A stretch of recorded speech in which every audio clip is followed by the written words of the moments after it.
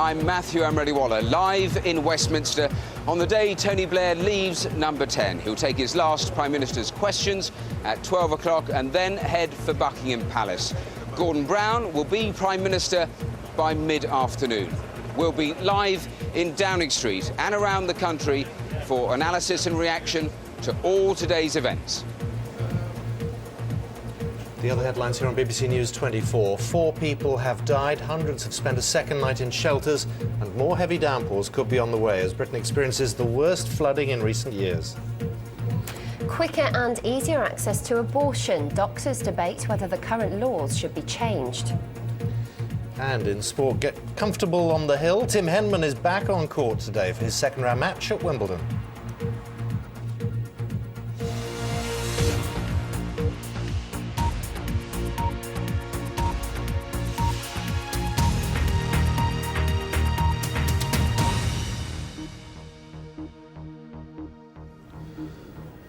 Hello, good morning. Britain will have a new Prime Minister later today as Tony Blair hands over power to his Chancellor after 10 years in office. Gordon Brown is already the leader of the Labour Party and he'll take over the running of the country this afternoon. First, Tony Blair will go to the Commons for his last Prime Minister's questions at 12 o'clock. Then later in the day, he'll be off to Buckingham Palace to see the Queen and formally resign as Prime Minister. After that, Gordon Brown will be invited to Buckingham Palace where the Queen will ask him to form a government. It's at that point he becomes Prime Minister. Well, let's cross live now to Matthew Amreliwala, who's at Westminster for us this morning. Matthew, over to you. Ellie, good morning and thanks once again. You come to us here at Westminster, the start of a new political era, because after 10 years, Tony Blair heads to Buckingham Palace later this afternoon, exactly as you were outlining the timescale there, hands in his formal resignation, and then shortly after, Gordon Brown becomes Prime Minister. Let's just set the scene here at Westminster, because huge world interest in today's events. Let me just show you the scene from above us, where we're standing here on College Green. You can see all of those tents from all of the media organisations from around the world here to capture the moment when finally this handover actually happens. It has been the longest goodbye in the modern British political era. Of course, a huge amount of timescale leading up to the moment that finally Tony Blair outlined the timescale. And of course, we get to today's events. No leadership contest. Gordon Brown installed as Labour leader over the weekend, and today he actually takes over there at Number 10. Let's go from College Green to Downing Street and show you the scene, because exactly the same there with the big furniture removals truck there. Most of the stuff, well, that's been out weeks and weeks ago, but you can see hordes of press there. Again, exactly the same. All eyes there on Downing Street. The Prime Minister in there, his final few hours as Prime Minister before he heads off for that final session of Prime Minister's questions. Let's go up to the helicopter above Downing Street, and of course the scene there where of course we will see a little later, after Prime Minister's question, Tony Blair make that pretty short journey. It's only about, what, a mile or so by car to Buckingham Palace, where he formally tenders that resignation to the Queen. That is expected to take about half an hour. He then departs from Buckingham Palace. We're not sure exactly to which location, but by that stage, Gordon Brown is making a similar journey, heading to Buckingham Palace, where he is formally asked by the Queen to form a new government and become the Prime Minister, as the helicopter moves away and shows you just that journey that both the Prime Minister and Gordon Brown will be making, that pretty short journey. So an immense political day here at Westminster, and our political correspondent Rita Chakrabarti has more for us. One Mr. G. Brown is moving house today, just next door from Number 11 to Number 10, but it has taken him 10 years to persuade the owner to move out. No wonder he's so keen to take possession of the keys. Westminster removals involve more baggage than most. It's not simply the family china and the old grandfather clock. It's the new policies designed to show that times have changed with a new occupant at Number 10. So what will Gordon Brown be bringing with him? More housing will be a priority, with the minister in charge attending cabinet. Education, he says, is crucial. Mr. Brown wants all state pupils eventually to get the same level of funding as those in private schools. And he's proposed constitutional changes to give more power to Parliament. Having been on the threshold of power for so long, Gordon Brown will want to make his mark quickly. There'll be an immediate reshuffle and a raft of new initiatives to follow. It's very difficult to come in mid-term when you've been Chancellor for 10 years, you're a familiar face, and say, I'm the same but I'm different. Harold Macmillan did it in 1957 after the disaster of Suez. He won the next election, but Gordon Brown's trying to win a fourth term. So on the NHS, there'll be less focus on targets and more on better care and hygiene in hospitals. On spin, Mr. Brown wants to stress policy over presentation. And on Iraq, the push to hand over more control to the Iraqi government will go on. It's not just the end of a premiership, but the end of a partnership. Tony Blair and Gordon Brown have dominated politics for 10 years. Whatever happens under Mr. Brown, Westminster is unlikely to see its kind again. Rita Chakrabarti, BBC News. Well, let's talk more. I'm joined by Ian Austin MP, for years a press advisor to Gordon Brown. Thank you so much for joining me here on this day. What are your thoughts? You know this man better than most. What will he be thinking personally and politically on a day like this? Well, I think you know, Gordon's really focused on the job that he wants to do. He's a man that's fizzing with ideas, lots of ideas about the changes that he wants to make, changes to education, to the health service, to housing policy. But most importantly, changes to the way that we work as a government, changes to show people that we're listening to them, we're involving them, we're learning from them at all times, showing that we're on their side and we're trying to change the country in the way that they want. All of that. Sure. There's so much to ask you about all of that, but he has waited such a long time for this. Just give us and our viewers a sense of perhaps some of the things he may be thinking. I think that, as I say, I think Gordon's really focused on the challenges of the future and the changes he wants to make. The thing for Gordon has never been, you know, the job that you've got, the office you hold. It's been the work that you can do and the difference that you can make. That's what's motivated him. Of this country. That's what's motivated him these last 10 years and the important job that he's been doing for Britain. And I think that's what will be motivating him in the future as well. Now, we heard him outline exactly what drives him, what motivates him, the challenges ahead, all of that in that speech to the Labour Party on Sunday.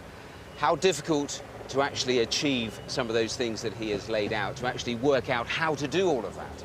Well, I think if you'd said back in 1997 that Gordon Brown could have run an economy with 10 years of steady growth, that has generated massive investment in schools and hospitals, has got more people into work in Britain than ever before, and enabled 1 million more people to own their own homes, people would not have thought that was possible. So, you know, are there big challenges ahead? He's got to this moment because the party has been yearning for change. So he recognises that, and he said that speech on Sunday, change, it ended.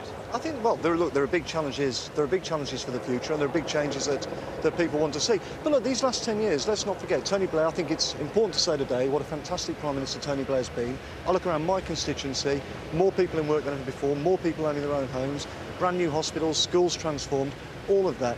You know, this has been a really, really successful government and a great record. But there's a lot more to do for the future. Gordon's focused on that. He's very excited about the work that's got to be done, but focused on the changes that he wants to make. You, of course, was his press advisor for such a long time. How different is all of that? We keep hearing that the Labour Party wants to ditch spin, have been addicted to it for such a long time. Will we see a real difference, do you think? I think all this talk of spin, you know, I think a lot of it's massively overdone. I think what we will see going forward is a government that's really focused on listening to what people want us to do, learning from them, involving them in the work that we're doing, having a really serious and honest conversation about the challenges facing the country, how difficult it is to try and make these changes and get some of these things right. That's a sort of conversation I think we've got to have with the British people. But at all times, a government that's showing people that we're on their side and we're focused on their priorities. Final quick thought for Tony Blair on a day like this. It's a pretty brutal process, politics, sometimes, isn't it? I think that Tony Blair's been an absolutely fantastic Prime Minister who's done an amazing job for Britain. The partnership between Tony and Gordon has been one that has served this country really well.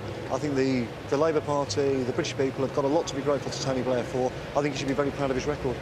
Ian Austin, thanks Thank very you. much Thank for you. those thoughts. Well, from the green here, let's head back to Downing Street, because we were showing you the pictures a little earlier, and the scene very much set at number 10, and in the coming hours we will see Tony Blair move from there before Prime Minister's questions in the Commons. And let's bring in Rita Chakrabarti as we watch these pictures. And Rita, just a quick thought about PMQs. One remembers Margaret Thatcher in her final session.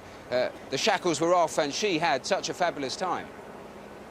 She did, and I suspect Tony Blair will too. He's a great Commons performer, and he enjoys the banter and the cut and thrust with David Cameron.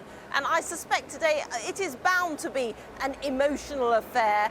Whatever people might think of Tony Blair politically, he has been at the top of the political landscape for 10 years, so bound to be a very emotional affair, and I suspect in certain ways an affectionate one as well. I imagine Tony Blair will be wanting to milk every last bit out of the occasion, and everyone will be watching. It was interesting there talking to Ian Austin, stressing how much had been achieved under these two men, Tony Blair and Gordon Brown, over that decade, and he listed all of those achievements, or some of them, but there has been a fundamental tension there as well, hasn't there? There has been a very strong tension that's run through their relationship. It's often been compared to a rocky marriage. There's been a great symbiosis between them. You know, between them they have achieved the record that Labour has had in the last 10 years. And yet, as we know, there are many people who feel that, well, Tony Blair might not be leaving now if it hadn't been for a great deal of pressure on him, an abortive coup last September that was orchestrated, many people felt, by supporters of Gordon Brown. To a certain extent, of course, that is now water under the bridge, but it has been a difficult relationship. I must say, in the last few weeks, as this departure of Tony Blair has come closer, and as Gordon Brown has got closer to getting that top prize, there have been very warm words from each of them in public about the other. But I think when people look back at this, they will see this as having been a remarkable relationship, really, for having achieved so much and yet been so very fractious at times. Rita, for now, thanks once again. Let's speak to John Burton now, Tony Blair's constituency agent for such a long time. He's at Trimdon Labour Club, and thank you for taking the time to join us here on this morning. What are your thoughts on a day like today? Well, it's mixed feelings, really. A certain sadness that the Prime Minister's leaving, and the possibility, of course, that he could also be giving up his seat. So it's a mixture. But then, as your last speaker said, the achievements that have been made in this area, there's a certain happiness about that as well. You mentioned there in your answer the uncertainty about his seat. From your recent conversations, has he given you any sort of pointer at all? Well, we've always said that if he gave up his seat, it would be for a big job on the worldwide stage. And of course, there is the just wait till the car gets past. There is the possibility of him working for the Quartet, America and Russia and Europe, in the Middle East. And I know he would like to do that. And if he gets that position, then we'll encourage him, and we'll encourage him to take it up and leave the constituency. So that's interesting what you're saying about the Quartet. You, like all of us, have been watching that story emerge over the last 24, 48 hours. But you, I take it, have had no conversations with him exactly about that and what would actually happen if he took that envoy's job. Well, I knew that was coming up possibly a fortnight ago or more. We did talk about it, and I mean, they've been waiting for the agreement of the other partners, and I'm certain that if he gets that job, then he'll really have to give up the MP's position. You're going to miss him, aren't you, after all of this time? Yes, we will, because he's a good friend, and the thing is that most people in the constituency think of him as a friend, and he's really loved up here, so we'll certainly miss him. It's a difficult day, a day like this. Politics can be brutal. If you lose an election, you're out the next day. This has been a rather longer process. But how do you think, you've known him for such a long time, how do you think he'll approach a day like today? I think there'll be a certain sadness there, but I think he'll cope with it because, I mean, I think what he does, he gets on with the next task. And so he's got a job to do, he's coming up here later on today, and then if he's got this new position with the Middle East, then he'll jump into that and tackle it with great verve and enthusiasm. And he's convinced that he can do something there. I think building on the experience of Northern Ireland and the Good Friday Agreement, he feels he can do something in Palestine and the Middle East.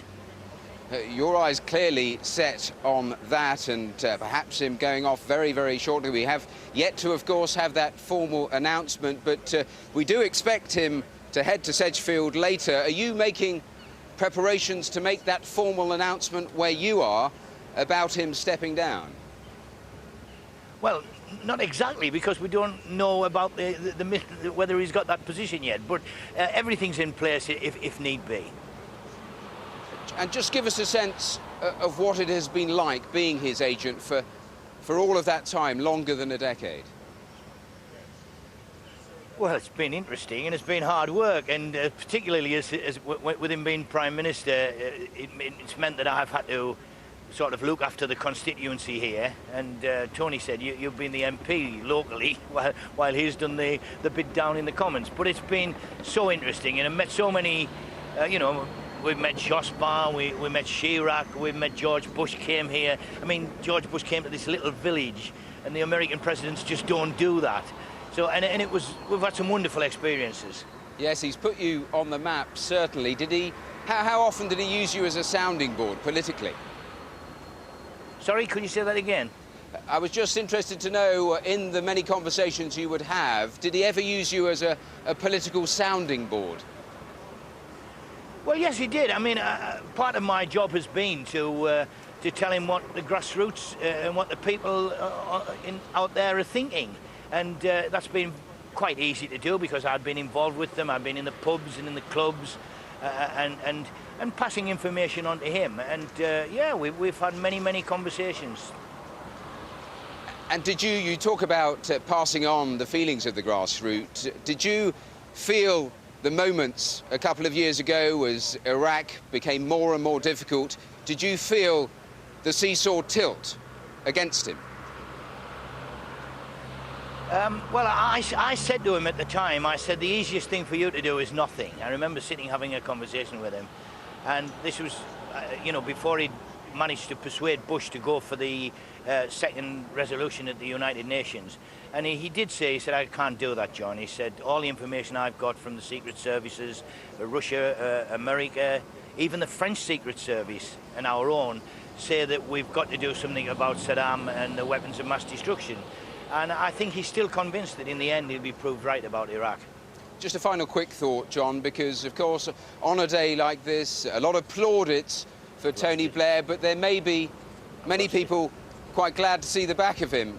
Well, as I say that, I can see that John's earpiece has fallen out, so apologies for that. But we saw there the engineer trying to help him out. John, I hope you can hear me once again. I was just going to conclude with a thought that on a day like today, a lot of people paying tribute to Tony Blair, but there'll be many people who'll be glad to see the back of him. Is that a fair assessment, do you think? Well, some people, the anti-war people will think that, but I mean, really, when you look at a place like Trimlin Village here, over the last 10 years, unemployment was 15%. It's now the norm, about 4%. The schools had 30% passes at GCSE, 5 or more. It's 80% now. The minimum wage in a low-wage economy up here has made such a difference. People are so much better off that a lot of people would be sad to see Tony Blair go. Well, John Burton, thanks very much for taking time to speak to us. And if there are obviously more developments from there when Tony Blair arrives a little later, exactly about what you were telling us about whether he will stand down as your local MP, perhaps we will talk again through the course of today. Thanks very much for your time here. Pleasure. And let's head back to Downing Street and show you the pictures there, because, of course, a massive focus on all the events at Downing Street as we have this extraordinary day. And don't forget, this is not like so many comings and goings at Downing Street. We've had no general election. We've had just this orderly transition of power, as Labour like to describe it, and in a sense that will be part of Gordon Brown's challenge today, because it's perhaps a little easier to develop a sense of excitement after a general election and all those results pouring in and a new Prime Minister. Harder for Gordon Brown as just one individual hands power to another within the same party. There to the helicopter pictures above Downing Street. So that's just one of the many challenges that lie ahead for Gordon Brown. And of course, the makeup of the cabinet. We may get a little of that today, we may get all of it tomorrow. That's still unclear. But just to map out the timeline, in the next few hours, Tony Blair in Downing Street till 12, then Prime Minister's questions, and then I hope, as the helicopter goes a little wider, they will show you from our cameras there that short journey that Tony Blair will make to Buckingham Palace, where he formally tenders his resignation. Once that is concluded, a similar journey, and you can see there from the helicopter shot, not a long journey, that Gordon Brown will make, and there he will be invited by the Queen to take over as Prime Minister. He then returns to Downing Street. By mid-afternoon, Gordon Brown installed behind the door there of number 10 as the new Prime Minister. But so much before that actually happens, so plenty more in the coming minutes. But for now, from Westminster, it's back to you in the studio. Matthew, thank you very much. Now let's have a look at the headlines. 9:20. As we've just heard, Tony Blair will officially stand down as Prime Minister later today after 10 years in power. Mr Blair is also expected to quit as an MP, with speculation he may be appointed a special envoy to the Middle East. Gordon Brown is already leader of the Labour Party, but he'll take over as Prime Minister when he meets the Queen at Buckingham Palace this afternoon. And in other news, hundreds of people have been forced to spend a second night in emergency accommodation as many towns remain underwater following severe floods across England and Wales. A massive clean-up operation has started in some areas. And in sport, Tim Henman should be back on centre court later today, weather permitting. The British number 2 defeated Carlos Moya 13-11 in the 5th set and will now play Feliciano Lopez in the second round at Wimbledon. England lock Danny Grucock is likely to be left out of the World Cup squad after losing his appeal against a 6-week ban for punching. And Jonathan Trott could miss Thursday's 2020 clash with the West Indies at the Oval after getting hit on his left hand during practice yesterday. Those are the headlines. I'll be back with more later. Speak to you later, Dan. Thank you. Now, hundreds of families have spent another night in temporary shelters because of the floods that hit large parts of Yorkshire and the Midlands. Insurers say the cost of the deluge could run to more than £1 billion. The government has promised emergency aid for the areas hit hardest. Well, now let's cross live to Upton upon Severn and get the latest from Richard Westcott. Richard, good morning. Good morning. Good morning. Yeah, we haven't had the same human problems that I think they've had in Yorkshire, people out of their homes and so on. There have been a few floodings here, but still a big problem because the water's going down there, the water's going up here. We're just south of Worcester. I'm going to give you some idea. That's nearly above my wellies, but if you look the other side of the flood barrier, it's a good metre higher. I can put my hand in it here quite easily, and we've had some pretty worrying news. Apparently there's going to be another foot or so coming our way in the next few days, so that's pretty worrying for everyone who's here. The big problem is the River Teme and the River Severn meet just north of here, and all of that is flooding this area. Have a look at this. This art gallery and tea rooms is flooded, the cellar is flooded, and that typifies a lot of the businesses along here. And let's just talk to Gerald, who runs it. Gerald, that can't make you feel absolutely great. No, not at all. And you are used to flooding around here, aren't you? How bad is this? Well, there's never had it like this before at this time of year. It's not unusual in the winter time. We had the flood barriers up 3 times this last winter. But before the flood barriers went up, we used to get it inside the building. We've had 2 feet of water inside. So these barriers have been saving you? They have been very helpful, yes, yes. Because the water, realistically, comes up to about here on your building, if you sort of... Well, if it now, it would certainly be in danger of coming right in, yes. And what's it like to insure a place like this? I'm not insured for flooding. Oh dear, wrong place to live. So, Yeah. so when you're sort of talking to people around here, we've got another foot on the way. How worried are people? What we're beginning to be. Certainly it's going to disrupt business. I have art classes here as well, and I should have to cancel those over the next few days, as well as, well, obviously I'll probably have to go back to working from home for a while.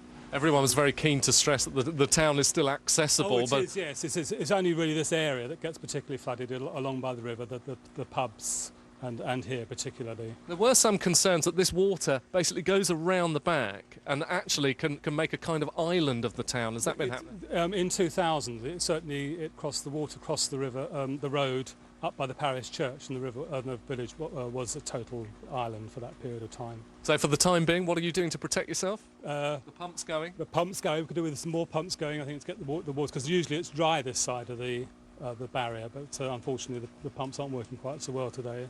And this is obviously, the way things are going, it's possibly going to come into the building again, which would be unfortunate for us. Well, Gerald, good luck with it anyway. I hope it doesn't do too much damage for you. As I say, just to reiterate, the worrying news from here is there could be another foot of water coming down the River Severn and flooding this town. So a few worries knocking around. OK, thanks, Richard, for now. Let's move from the river team. Let's go to Catcliffe near Rotherham. And Bill Turnbull is there. Unlike the picture there, it does look as though the water is receding a bit where you are. Yeah, a bit, but very, very slowly, Simon. Let's just take a look at it here. It's gone back about 4 feet since we got here about 5 o'clock this morning, so it is very, very slow. And if you consider that's a rate of 1 foot per hour, look how much water there is still there. It'll be days. I mean, a long, long time, and that's assuming that there's no more rainfall. That's what people are particularly worried about here. It's clouding over from time to time, but they're particularly worried about heavy rain possibly coming through this weekend. The other concern, the Ully Reservoir, which is about a mile away from here. They're a bit concerned about the dam bursting there. They've had cracks in it, and fire crews and engineers have been working around the clock to pump water out of there and reduce the water level. They've done that fairly successfully so far. They've got the water level down by about half a metre. Still a lot of work to do, because if that reservoir was to burst in some respect, then this place wouldn't be flooded. It would be engulfed, and that would truly be a disaster. For the moment, though, everything is under control. Bill, for now, thank you for that. Now let's have a look at some of the other headlines around this morning. A teenage boy has been stabbed to death in North London. The police were called to an incident involving a group of youths in Islington at around 8:30 last night. Paramedics arrived and treated the victim, but he died at the scene. Doctors' records could be used to identify which patients are at greatest risk of developing heart disease. The government's drug watchdog, the National Institute for Health and Clinical Excellence, is publishing draft advice today, suggesting information routinely collected by GPs could help prioritise those most likely to develop the condition so they can receive preventative treatment. Well, the removal vans are in action in Downing Street, as you can see, and it's Tony and Cherie and the family's last belongings to be taken away from number 10 before the new incumbent, Gordon Brown, moves in this afternoon. Of course, most of the furniture has already been removed, but all the things that one needs last minute, including beds and things like that, are being taken away. Probably. Kettles? Yeah. Let's just hope they don't drop anything in front of all the cameras parked outside, waiting for Tony Blair to leave on his way to Prime Minister's questions in a couple of hours' time. We'll be live there, of course, throughout the morning, keeping you right up to date with the very latest. Of course, Gordon Brown and his wife Sarah and the family already live upstairs in number 10. But if we just take you into the helicopter shop, which is above Downing Street, you can see just what a huge house it really is. Of course, housing many of the offices there at the back of the Prime Minister. And there you can see in the middle of your picture there the removal van we've just been looking at on the ground. So there they are, the removal men taking away the last of the Blairs' belongings from Downing Street. We're expecting him possibly to be going to Chequers later on today. Of course, before that, he'll be doing his last Prime Minister's questions at the House of Commons, then going to Buckingham Palace to see the Queen. He'll spend roughly half an hour or so there, resigning officially as Prime Minister. And after that point, he's just simply the MP for Sedgefield, but possibly not for much longer, waiting to hear if there may be an announcement possibly at Sedgefield later on this evening about him resigning as MP for Sedgefield. And Gordon Brown also off to Buckingham Palace after Tony Blair has finished, probably about 2 o'clock this afternoon. And there the Queen will officially invite him to form a government.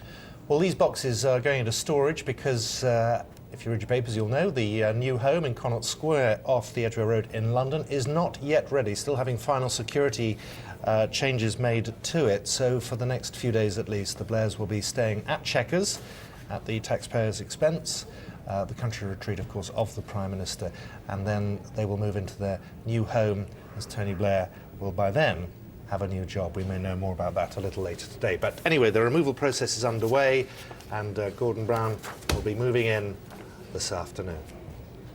Now, finding out a bit more about our other top story this morning, the dreadful weather conditions across the country. Let's find out all the latest. Here's Nina Ridge. Hello there. There is more rain in the forecast over the next few days, but today we're talking about showers. And as is the nature, not everywhere will see them, and most of them should be fairly light. We could see some heavier showers around Newcastle, down through Durham and in towards North Yorkshire. But you can see the showers to the south will be on the light side. A few places will miss them and indeed stay dry. During the morning, the showers start to get going across South East England, but we do keep quite a lot of clouds, so fairly grey skies for the Isle of Wight and Southampton. For South West England, we'll see a few showers here on and off throughout the day. A really good chance of seeing some wet weather across Wales throughout today. Across Scotland, some sunshine for Dumfries and Galloway. Some of those heavy showers also affecting the borders of Scotland and the southern uplands as well. Later on this afternoon, some heavy rain moving in towards the Western Isles, and temperatures in Stornoway at just 12 degrees Celsius. I think we'll see a top temperature this afternoon in London of 18 degrees, and it stays cool with more showers to come tomorrow. Get all the latest sports news every half hour on BBC News 24. Within the last few minutes. Who decides what makes the news? Do they tackle the things you think are important? Do they really show you the full picture? If you want to have your say about what we see and hear, Newswatch lets you talk to the people who set the news agenda right across the BBC. Newswatch, Fridays at 8:45 on BBC News 24, or log on to bbc.co.uk/newswatch.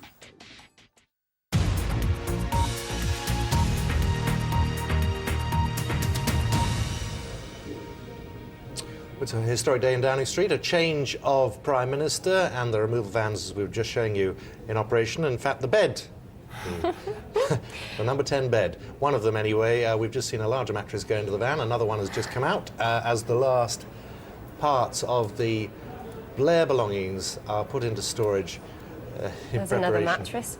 Well, we've all known smaller. Well, known he's been leaving, but it is funny to see all his possessions being paraded out to the removal van. There is no privacy on a removal day at Downing Street, as every camera is trained on them, so if they drop something, there'll be lots of witnesses. There we are. We're going to leave them to that. But it is, as I say, a historic day, and full coverage on News 24, because Tony Blair will hand over power to his Chancellor later on, after 10 years in office. The Prime Minister will visit the Queen this afternoon to formally hand in his resignation. He's also expected to stand down as an MP. There's speculation Tony Blair may be appointed as Special Envoy to the Middle East. And Gordon Brown is already the leader of the Labour Party. Once Tony Blair has officially resigned, Mr Brown will be invited to visit the Queen and asked to form a government. He will then officially become the Prime Minister and start his cabinet reshuffle. In other news, the flooding across England and Wales has forced hundreds of people to spend a second night in emergency accommodation. 25 people have been rescued from flood waters outside Worcester, but elsewhere the situation is said to be improving. The severe weather has claimed the lives of 4 people. Residents of Sheffield will experience rolling blackouts today as efforts are made to restore supplies to around 15,000 customers cut off by the floods. At the Ully Reservoir, fire crews are continuing to pump millions of litres of water out of the dam to prevent it bursting. The British Medical Association conference is to consider a call for quicker and easier access to abortion. The BMA's Ethics Committee says measures such as the need for 2 doctors' signatures are causing unnecessary delays. And you can watch News 24 around the clock. Somewhere other than on the television, you'll find live streaming 24 hours a day on the BBC News homepage. Just click on the link. Well, for a decade we've seen Gordon Brown controlling the state purse as Chancellor. How will he adapt to the job of running the country? Our political correspondent James Hardy has been finding out. We need to be listening and learning. Listen and learn. To listen and to learn to what people are saying. Humility from a man accused by his enemies of arrogance. Gordon Brown's central message to voters, ministers and to the Labour Party: trust me, I can change. A decade of difficult headlines has left Mr Brown with the reputation of being a difficult man. Some of those who've seen him up close are convinced he'll have to change. Gordon has got a slight reputation for not really being able to deal with more than one issue at a time, and if that is combined with just being really comfortable with a very small group of advisors, then you get a big logjam in government, and it could at an extreme grind to a halt. For the past decade, Gordon Brown's attention has been concentrated here in the square mile of the City of London, and through it on the challenges of the global economy. But now he'll be forced to widen his horizons to larger domestic pressures and the challenges of the international stage. It's a transition his friends say he'll take in his stride. The job of Chancellor is unique in that the Chancellor is the only person around the cabinet table who says no. Everyone else wants to say yes. Moving from Chancellorship to Prime Ministership, I think there's a psychological change here as well, and Gordon Brown will have to adapt to that. The new Prime Minister's facing an array of challenges, from Iraq to the NHS. But as he acknowledged at the weekend, he's got a big job closer to home. The party I lead must have more than a set of policies. We must have a soul. That means leaving the ivory tower of government to talk to ordinary people and give them a say in both policy making and decision taking. But Prime Ministers also have to be willing to face the flak, says one Downing Street veteran. They have to be very decisive. You can't duck, you can't weave. You've got to be right up front there. You're taking the decisions, you're responsible. So there's no way you can ease out of the picture and not be present. You've really got to be the person in the lead. For 10 years, he's been one of a pair. Now Gordon Brown's striking out on his own, and the nation's about to find out what he's really like. James Hardy, BBC News, Westminster. Now let's take you over to Downing Street, where the removers are packing up the van. We've just seen a couple of mattresses go in. You can see there a sofa. All the final bits and pieces belonging to the Blairs is being removed from number 10 Downing Street. A cabinet shuffle of sorts, as the last parts of the Blair furniture are taken out That's of a dreadful joke. Are taken out of number 10. Lots of beds, and they'll be going into storage while the house in Connaught Square in London, the Blairs' next home, the final preparations, security arrangements are put in place there, and in the meantime they'll be living at Chequers, the Prime Minister's country residence, which Tony Blair has been allowed to use while the house is finished. We're going to leave the removal men to their work, which probably means they'll have a cup of tea now. I'm going to sit down. OK, a short time ago, Matthew Amaroli-Wallace spoke to the former leader of the Labour Party, Neil Kinnock, for his view on Gordon Brown taking over. He will take the full responsibility. He definitely will be the first among equals. But you'll see a lot of teamwork. That's characteristic of him, and that's the basis on which he'll proceed. In addition, of course, he's not, in the Tony Blair sense, a performance politician. He's great on his feet. He's a very fast thinker. But characteristically, he's also feet on the ground, a man of great substance. And I think that people, as they come to know him, will fully appreciate that quality. How different then, just apart from style? You make the stylistic differences, but how different in terms of substance? In terms of policy, he obviously, after 10 years, navigating the economy isn't going to make a radical change, so there will be continuity. But what you see is freshness in his choice of people and in the emphasis he puts, for instance, on priority for housing and housing opportunities for young people, on the way in which additional investment and commitment must be made to education, particularly secondary education, and in the way in which he will insist on raising standards of management in the health service in order to ensure that the massive additional investment that's gone in will repay in the form of higher quality service. But politicians often talk about change, they often talk about listening when things begin to go wrong within a party, but that is actually quite difficult to do, isn't it? Yeah, except that for Gordon Brown, listening, heeding, which is even better, has been characteristic of him.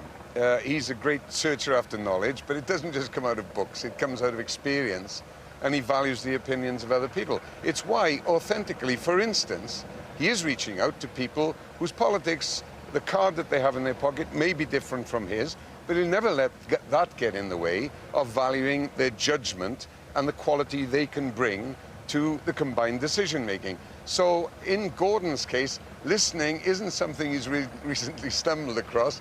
It's been characteristic of him for a very, very long time.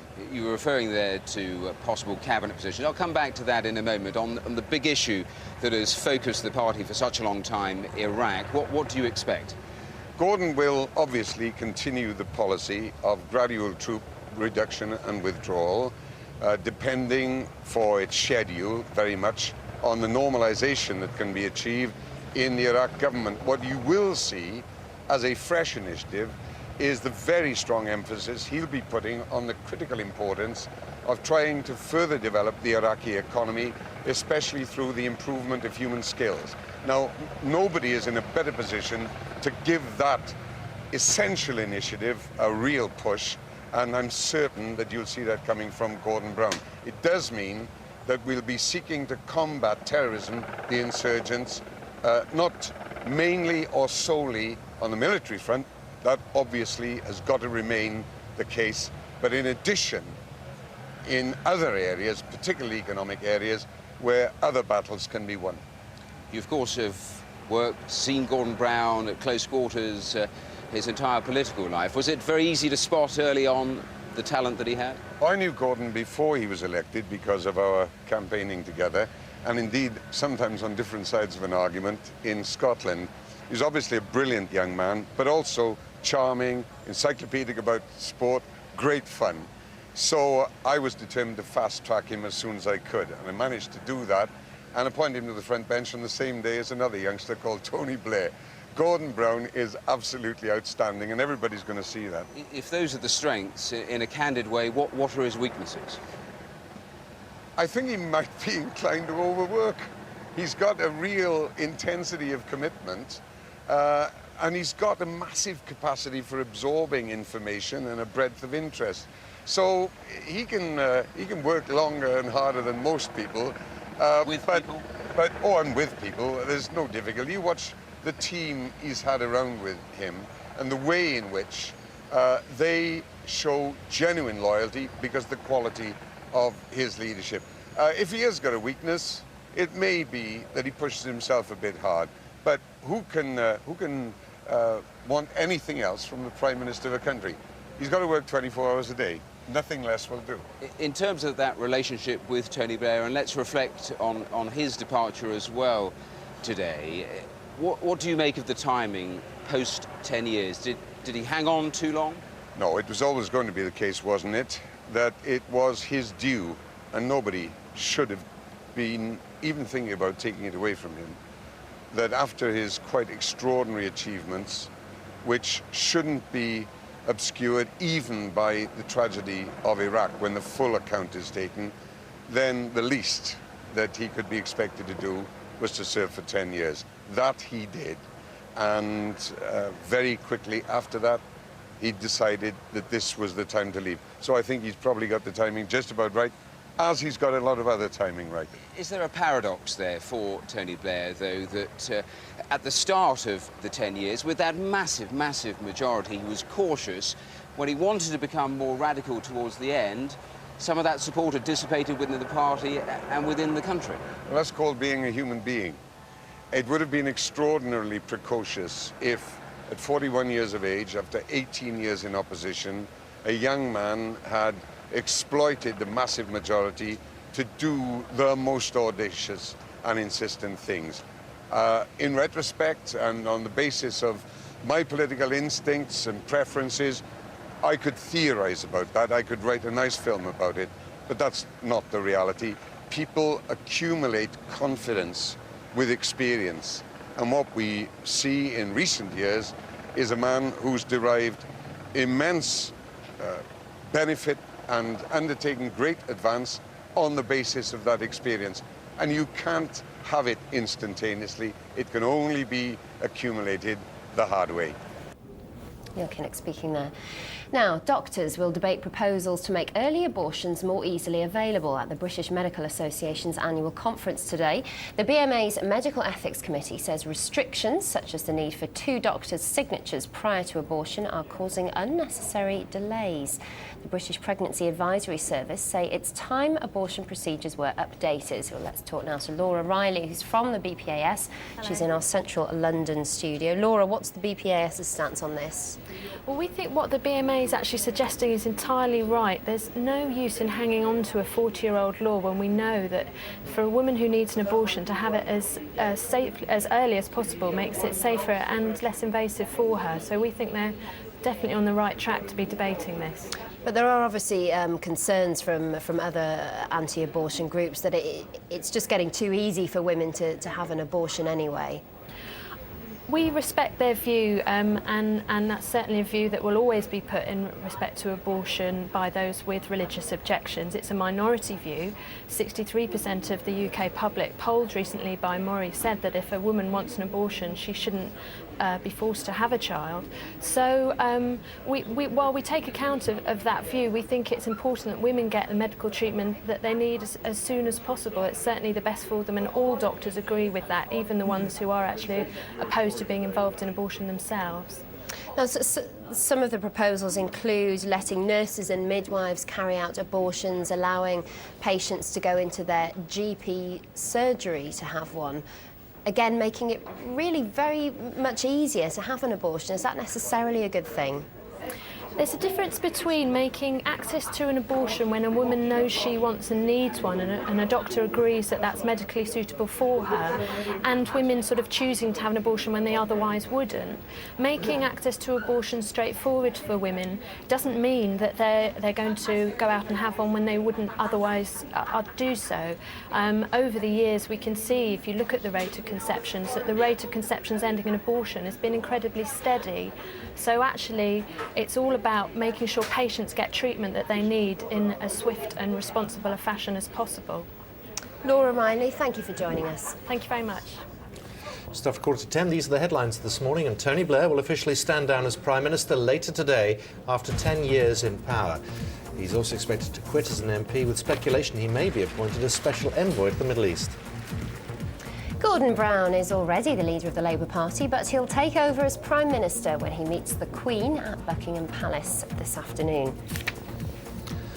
In other news, hundreds of people have been forced to spend a second night in emergency accommodation as many towns remain underwater following severe floods across England and Wales. A massive clean-up operation has started in some areas. Sport in just a moment. Let's first catch up with the business news. Declan's at the Stock Exchange. Good morning. Hello, you two. Good morning, everyone. We're looking at the cost of flooding. A couple of numbers going around this morning. One is the estimate of the total cost of flooding. That's been put at £1 billion. But we've also been talking to the insurance companies today, and their trade body's been telling us here on the BBC that the insurance bills for this week's flooding are likely to come in at around £70 million. Now, back in 2004, if you cast your mind back, the government published a study which said the cost of flooding and coastal erosion would soar over this century. Now, its worst case scenario was that costs would rise 20 times. It said action to combat climate change might minimise some of that increase, but it said we needed to spend more on flood defences and we needed tougher planning laws. Well, under a deal between the government and the insurance companies, the companies promised they'd continue to insure people who were at high risk of flooding, while the government promised it would spend more on flood defences. Critics claim ministers are now skimping on that spending, but the insurance industry says the government is keeping its promises. They cut the spending last year, but they restored it this year. But at the moment, we're in the middle of a spending review. We've argued that the spending needs to increase to £750 million a year. The government is looking at this, and these floods, I think, are a reminder just how important that spending is. OK, that's flood defences. So what about planning? Well, the rules have been tightened recently. They mean local authorities now have to take greater account of the risk of flooding and take account of it much earlier in the procedure. But that is too late for the building boom, which has seen many new houses already being built on floodplains. The number of homes at risk has more than doubled over the last 5 years. It's now put at 2 million homes. 500,000 of those are what is classified as severe risk. Well, campaigners say all this extra building isn't taking enough attention to the strain that it puts on rivers drainage and the sewage infrastructure. There's got to be a joined-up thinking of the urban infrastructure, because the drains and the highways drains, the sewage system just can't cope. And if more and more houses are going to be added to them, there's got to be a huge think-up and a shake-up of how we're going to deal with all the extra runoff from the houses and all the extra sort of foul water that we're pumping into the system. All right, let me give you a bit of news that's been reaching us within the last 20 minutes or so. It's about the mortgage market. The British Bankers Association just telling us, we're not talking about flooding now, we're talking about other things. The British Bankers Association telling us that the number of approvals it's given for new house purchases has fallen, but not by much, down by around 4%. Now, we got other comments on the housing market today from two house builders, Taylor Woodrow and Wimpy, both saying that they're expecting a slowdown in the housing market as higher interest rates hit buyer confidence. That's a complete contrast from comments we got from the largest house builder on the stock market, Persimmon, on Monday, which said that it expected that interest rises would not have an effect on the housing market. Meanwhile, the Northern Rock today, one of the big mortgage lenders, says that the amount of money it's giving out in new mortgages is up again, up another 13%. Shares at London today, they're 53 points down at 65.06. Declan, thank you very much. Right, let's have a look at some sport now. Wimbledon, here's Dan Walker. Good morning to you both, thank you very much. Go on then, be honest, did you give Tim Henman a chance at Wimbledon this year? Well, today, as long as the weather doesn't get in the way, Henman Hill will be buzzing again as the British number 2 is due to play his second round match on centre court after finally seeing off Carlos Moya yesterday. They resumed at 5-all in the final set after bad light forced them off court late on Monday night. Some more impressive tennis though. This lob was one of the shots of the match, but Henman surrendered 2 more match points, making 6 in total. He finally won that final set 13-11 and now plays Feliciano Lopez in the second round. It's different that he's a lefty, but he's a big serving lefty, and you know, I think the theme of the match was to try and make Moya beat me with his backhand when I was at the net. If he was having to hit a lot of backhand passes, I felt like that was a good scenario for me, and you know, I think that's similar with Lopez. If I can get myself to the net on the right shot and get him hitting these backhand passes, then I think that would give me my best opportunities, but there's no doubt I'm going to need to play well again. Opening proceedings on court number 1 will be Serena Williams, who takes on the former world top 10 player Alicia Molik of Australia. Now, Williams had an emotional first round match on Monday against Lourdes Dominguez Lino of Spain. She went to break down in the opening set and became so disgusted with herself, she appeared to break down in tears at the change of ends. Whatever she said, though, it obviously worked. She didn't lose another game in the match, but she did admit afterwards she's struggling with a hamstring injury, and Molik is more than capable of causing an upset if Williams suffers another off day. Now, some cricket news this morning. The BBC understands that David Morgan, currently the chairman of the England and Wales Cricket Board, will become the new president of the sport's governing body, the International Cricket Council. Our sports editor Mihir Bose is on the line now. Mihir, what sort of a significant appointment is this? Well, let's be clear what this is. He'll become president from 2008. The current chairman, Ray Mali, remains in that position. It is a significant appointment because the Malcolm Speed, the chief executive, in a confidential report which I have seen, admit that the World Cup had many problems. International cricket is not in a good shape, and what Morgan will be able to provide will be the sort of lead saying, I run English cricket very well, I can give the right phase and the right image to world cricket. Mind you, he'd had to have a compromise. He becomes president for 2 years from 2008, and after that he's succeeded by the Indian Sharad Pawar. So it's still a compromise, but Morgan will be the acceptable face of international cricket. Mihir, the fact that he's sharing the job then with Pawar, does that mean that he won't be able to make the changes that maybe he would like to make because he's not there for the full term? No, it'll be a bit like Brown and Blair, like the sort of Granita agreement they had. I understand they had a meeting which started in the evening yesterday in a central London hotel, and they also had dinner at Lord's, and a compromise is that from 2008 to 2010 Morgan is the president, which includes when England hosts the 2020 World Cup in this country, and then from 2010 Pawar takes over, which is convenient for him because India is going to host the World Cup in 2011. So if you like, this is a firm agreement when, unlike Blair, when Morgan will definitely step down at a certain stage and the Indian will take over. Mihir Bose, our sports editor, thank you very much indeed for the latest on that. Now, the England forward Danny Grewcock is likely to be left out of the World Cup squad after losing his appeal against a six-week ban for punching. The ban will rule the Bath player out of 3 World Cup warm-up matches and the first 2 games as well. And coach Brian Ashton has already said he would not take a banned player into his final 30-man squad.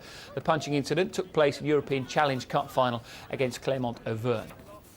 Well, sport is full of teenage superstars, isn't it? And now golf has a new kid on the block. Alexis Thompson is so young, she makes Michelle Wie look like a veteran. She's 12 years old and she's qualified for the US Women's Open, which gets underway at Pine Needles in North Carolina tomorrow. Thompson is the youngest ever qualifier for the event, beating the record of Morgan Pressel, who was the previous youngest golfer when she played for the first time in 2001. Pressel's now 19. She's ranked at number 5 in the world and become the youngest ever winner of a major back in April as well. Well, Thompson herself has more modest aims for the week ahead. She just wants to make the cut and enjoy herself. Seems like she's got her head screwed on correctly. That's the sport for now. I'll be back with more later on. Thank you very much, Dan. Thanks, Dan. Now, let's get a weather update. It's over to Nina Ridge. Good morning. Good morning, Nina. Hello again. After yesterday's welcome dry day, a greater risk of seeing some wet weather around today. But it is in the form of showers, so not everywhere will see them. There'll be a few places that stay dry. It's going to feel cool as well, with temperatures below average for the end of June. I think some of the showers are likely to be fairly heavy around Northumberland, down through Durham, and also possibly North Yorkshire. The showers start to spread their way further south into the Midlands. Around lunchtime, we'll see a scattering of light showers down through southeast England, so a good chance of getting some early play in at Wimbledon this afternoon. Quite cloudy skies, and as I said, it will feel cool with those temperatures in the mid-teens. A westerly wind blowing in lots of showers through Cornwall and also Devon, and those showers becoming fairly widespread across Wales throughout today. For Scotland, a good chance of seeing some sunshine for Dumfries and Galloway. The heaviest showers for Scotland are going to be around the southern uplands, the Lothians and also the borders, where we could have the odd rumble of thunder. Later on in the day, the cloud thickens for the Western Isles and we'll start to see some more persistent rain moving in here and affecting the Highlands later on in the afternoon. Elsewhere, those showers start to creep their way further south and east. Things turn slightly drier for northwest England, around Cumbria, down towards Manchester. I think we'll see some sunshine here later on in the afternoon. But elsewhere, not a huge amount of sunshine to talk about. It is going to be quite cloudy with those showers and a top temperature of just 18 degrees Celsius. The showers that we've got in the south this evening tend to fade away, so it does turn drier for most of us. The exception being the corner in northwest Scotland, where that rain becomes a little bit more persistent. With clearing skies for many of us, it's going to be a cool night as temperatures dip down into single figures, quite widely around about 6 to 9 degrees Celsius. We'll start off the day tomorrow morning then with a slice of dry weather across the heart of England and Wales. We've got some cloudier weather with some rain in the northwest, and then later on in the day another weather front swings up through southwest England and Wales, bringing with it some rain. Temperatures on a par to today with a best value at 18 degrees. So as for Wimbledon, the risk of some disruption today, as I mentioned, but a better day tomorrow, but the returning threat of some rain on Friday.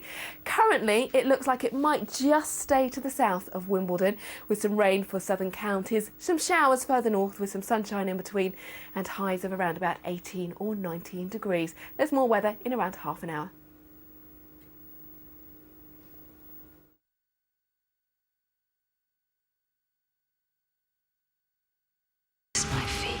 Then I'll kill you. Do as you like. You are thinking all backwards. You'd learn your place. But we have saved the Republic. Anthony's head will rot on a spike. Good news, bad news, huh? Rome continues tonight and Sunday at 9 on BBC Two.